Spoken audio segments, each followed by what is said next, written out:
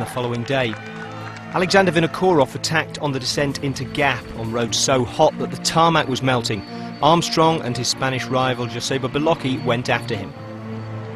Ooh, and he nearly lost his front wheel there going round the corner. A little twitch of the front wheel. He's taking a lot of risks here. He's only leading by 10 seconds.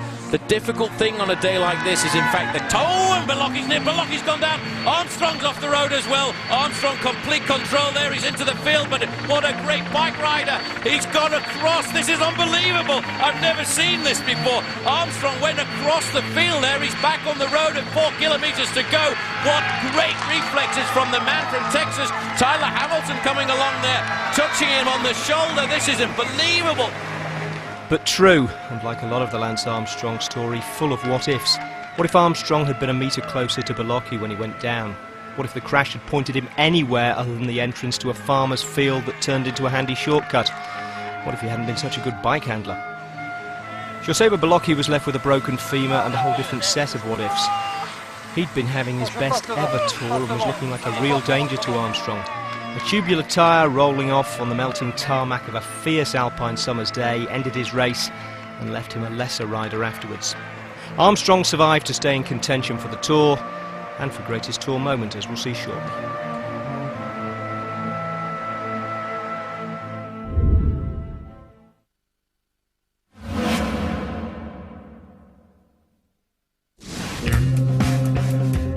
The first American to win the Tour was Greg LeMond in 1986, but the American who should have been first was Greg LeMond in 1985, certainly according to LeMond.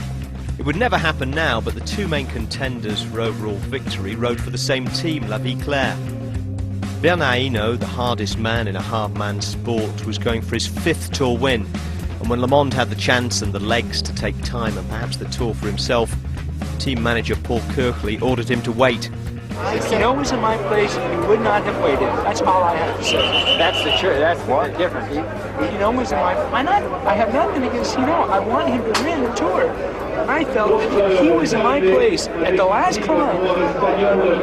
Do you want me to punch you in the face? No. Get out of here. The payback for LeMond was that Hinault, having won in 85, would ride for him in 86. Except Hinault's idea of helping was to attack his younger teammate repeatedly, supposedly to toughen him up, as well as shake off the opposition. It was a strange kind of teamwork, but by the time the pair of them reached Alpe d'Huez on stage 18, some sort of Franco-American accommodation had been reached. Hinault towed LeMond up to the Tour's most famous mountain top finish, and LeMond, realising he'd secured overall victory, was happy for Hinault to become the first Frenchman to win at Alpe d'Huez. An arm goes round Hinault. What has Greg LeMond said to Bernard? The smile, this is unbelievable. The top of one of the hardest climbs in the Tour de France, and these two men smile. LeMond is making this fall look like a club run now. As they come into the finish, I'm going to ask Cathy LeMond to say something alongside me here. She can tell us what it's like now to see Bernard Hinault and Greg come up the mountain. Cathy? It's fabulous. I'm glad to see they're such good friends still. Well, what do you think Greg said to Bernard then? You win. You win? He said, you go ahead, you win, you did everything. Well, let's wait and see if what Cathy LeMond says. Has he told Bernard? Cross like this, watch. I knew it. All right. All right, there we are, the first time I've ever seen it.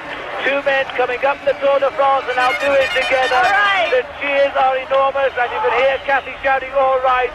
Greg LeMond and Bernard Hinault have won this Tour de France together this year, and that's for sure, even if LeMond is the one wearing the leader's yellow jersey. One of many great moments in the history of the Alpe, and almost certainly Cathy LeMond's finest moment in the commentary box. Congratulations, but first of all, you might like to say hello to Cathy. It's been a long time. Oh, okay. Hi, honey. Are you happy? Very.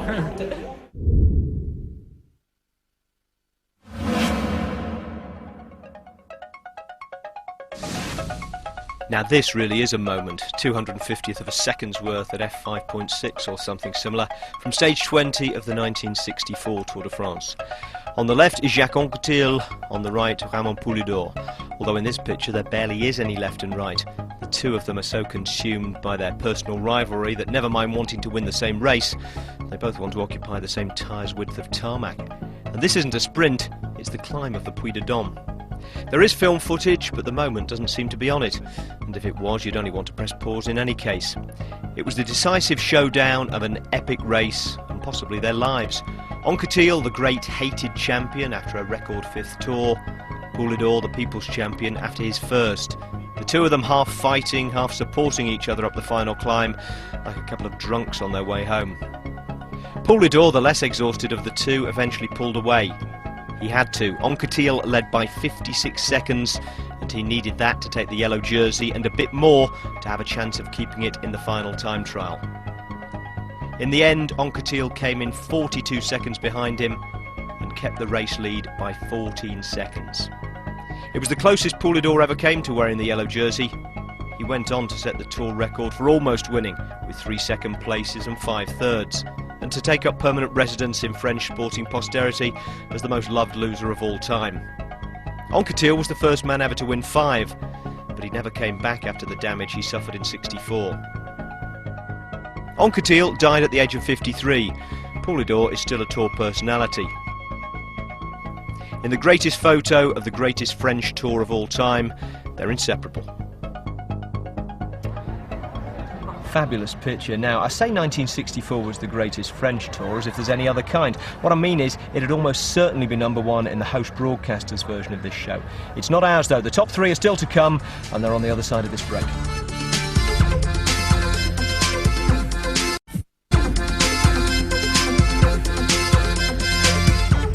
Right, we're into the greatest of the Tour's great moments now, or as George Bush once put it, whatever the French is for creme de la creme. Anyway, just 3 of our top 20 moments left. And who's that at number 3? Because it looks like Roach. It looks like Stephen Roach.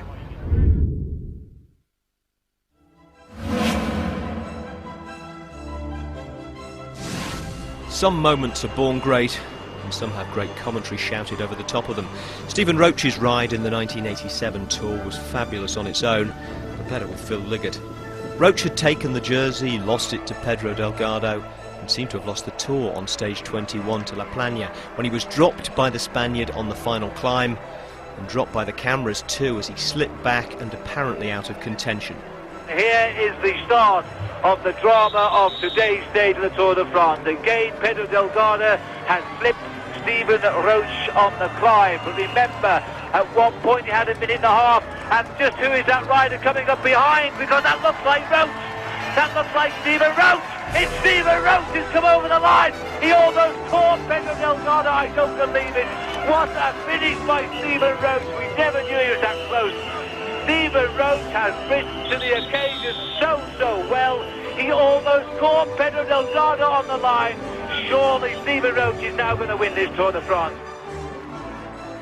First, there was the small question of whether he was going to survive the effort of his astonishing comeback. From 1.5 minutes, he'd lost only 4 seconds on the line and collapsed immediately after crossing it. This has been some 15 minutes now since Roach finished, but it does appear that at last he is beginning to come round. Instead of the team hotel, Roach spent the night in hospital. But although he hadn't taken the jersey, he'd certainly saved it. Had to finish with Delgado, so you have to, sometimes you must push yourself over the limit. The final time trial gave him victory by 40 seconds, half of what he'd clawed back on the climb to La Plana.